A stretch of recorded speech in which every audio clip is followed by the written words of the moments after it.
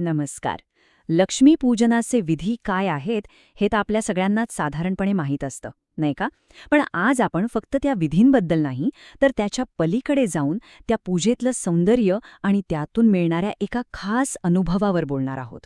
म्हणजे बघा, पूजेतली प्रत्येक गोष्ट, प्रत्येक आवाज आणि प्रत्येक दृश्य मिळून एक वेगळंच वातावरण कसं तयार होतं ते आज आपण समजून घेऊया. आणि मग इथेच एक महत्वाचा प्रश्न उभा राहतो की कोणत्याही परंपरेचा खरा अनुभव हा फक्त तिच्या कृतींमधून येतो की त्या कृतींसाठी तयार केलेल्या एका खास वातावरणातून. लक्ष्मीपूजनाचा विचार केला ना तर हे वातावरणच त्या अनुभवाचा खरा गाभा आहे. चला तर मग बघूया हे वातावरण नक्की कशाने बनतं. तर आज आपण काय काय बघणार आहोत. सगळ्यात आधी लक्ष्मीपूजनाची पद्धत आणि त्याचं महत्त्व, त्यानंतर पूजेमध्ये वापरल्या जाणाऱ्या पवित्र वस्तू, मग येतो तो दृश्यानुभव, ती सोनेरी झळाळी, त्यानंतर भक्तिमय ध्वनी आणि संगीत, आणि शेवटी या सगळ्याचा मिळून नेमका अनुभव कसा तयार होतो हे पाहू. ठीक आहे, तर मग सुरुवात करूयात लक्ष्मीपूजनाच्या अगदी मूळ पायापासून, म्हणजे त्याची पद्धत आणि महत्त्व काय आहे यापासून. आता बघा, या पूजेचं सौंदर्य समजून घ्यायचं असेल तर त्याची पहिली पायरी आहे तिच्या पारंपरिक पद्धतीचा आदर करणं. या पद्धतीमध्ये अनेक विधी आहेत जे वर्षानुवर्षे एका ठराविक क्रमानेच केले जातात, आणि हाच या पूजेचा खरा पाया आहे. पण प्रश्न हा आहे की ह्या पारंपरिक पद्धतीचा खरा उद्देश काय. तर तो एकच आहे, एक भक्तिमय वातावरण तयार करणं. आणि हे वातावरण फक्त पूजा करणाऱ्यापुरतं मर्यादित नसतं बरं का, तर ते घरातल्या प्रत्येकासाठी एक सकारात्मक आणि मंगलमय ऊर्जा निर्माण करतं. आता आपण त्या वस्तूंबद्दल बोलूया ज्यांच्याशिवाय ही पूजाच होऊ शकत नाही. याच वस्तू खरं तर ते भक्तिमय वातावरण तयार करायला मदत करतात. प्रत्येक वस्तूचं आपलं एक वेगळं महत्त्व आहे, एक वेगळा अर्थ आहे. यात सगळ्यात महत्त्वाचं स्थान आहे अर्थातच देवी लक्ष्मीच्या मूर्तीचं. ही केवळ एक मूर्ती नाहीये, तर ती आपल्या भक्तीचं आणि श्रद्धेचं केंद्र आहे. त्या मूर्तीच्या प्रसन्न रूपाकडे पाहूनच संपूर्ण पूजा तिच्या भोवती केंद्रित होते. मग येते दीपमाळ, म्हणजे दिव्यांची रांग. आता हे दिवे म्हणजे फक्त अंधारावर प्रकाशाचा विजय एवढंच नाही, त्या दिव्यांमधून जो एक मंद सोनेरी प्रकाश पसरतो ना, तो संपूर्ण वातावरणालाच एक दैवी स्पर्श देतो. प्रत्येक ज्योत फक्त खोली नाही उजळवत, तर आपल्या मनातही एक नवी आशा आणि सकारात्मक ऊर्जा जागवते.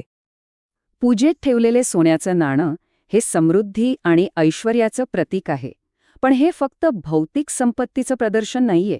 एक प्रकारे ते देवी लक्ष्मीच्या आशीर्वादाचे एक ठोस रूप मानलं जातं. घरात धनधान्याची वाढ आणि स्थैर्य येईल अशी यामागे श्रद्धा असते. आणि कमळाचं फूल, आहा, देवी लक्ष्मीचं सगळ्यात प्रिय आसन. विचार करा, चिखलात उगवूनही ते किती पवित्र आणि सुंदर राहतं. म्हणूनच ते शुद्धतेचं आणि आध्यात्मिक सौंदर्याचं एक शक्तिशाली प्रतीक बनतं. ते आपल्याला जणू काही शिकवतं की बाहेर परिस्थिती कशीही असो, आपलं आतलं सौंदर्य आपण जपायला हवं.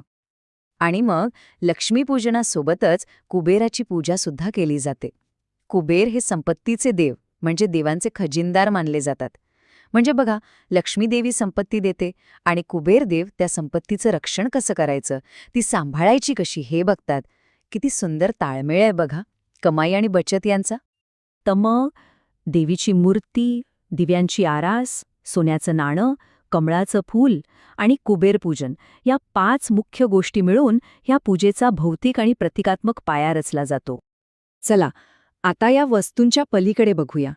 म्हणजे या सगळ्यांमुळे जो एकंदरीत व्हिज्युअल एक्सपिरियन्स किंवा दृश्यानुभव तयार होतो त्याबद्दल बोलूया.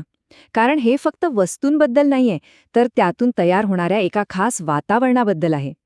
या पूजेच्या सौंदर्याचा मुख्य हेतू काय आहे माहितीये? तर एक दिवाळीचं वातावरण तयार करणं. आणि कसं वातावरण?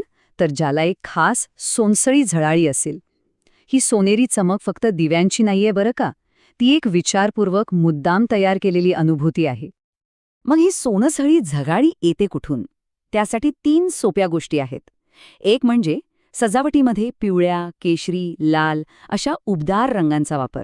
2, दिवे खूप प्रखर नकोत, तर मंद आणि सौम्य प्रकाश हवा. आणि 3, सगळीकडे फुलांची सजावट, ज्यामुळे एक प्रसन्नता येते. बस, या 3 गोष्टी एकत्र आल्या की झालं ते वातावरण तयार. बरं, दिसण्याचं तर झालं. आता ऐकण्याबद्दल बोलूया, म्हणजे ध्वनी आणि संगीत. कारण योग्य आवाजाशिवाय पूजेचं वातावरण खरंच अपूर्ण वाटतं. या पूजेच्या आवाजाच्या दुनियेत ना 3 गोष्टी खूप महत्वाच्या आहेत. एक, पूजेच्या सुरुवातीला होणारा शंखनाद. म्हणतात की तो सगळी नकारात्मकता दूर करतो.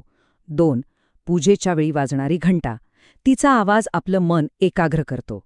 आणि 3, अर्थातच लक्ष्मीच्या आरतीचे सूर, जे ऐकून सगळं वातावरण एकदम भक्तिमय होऊन जातं.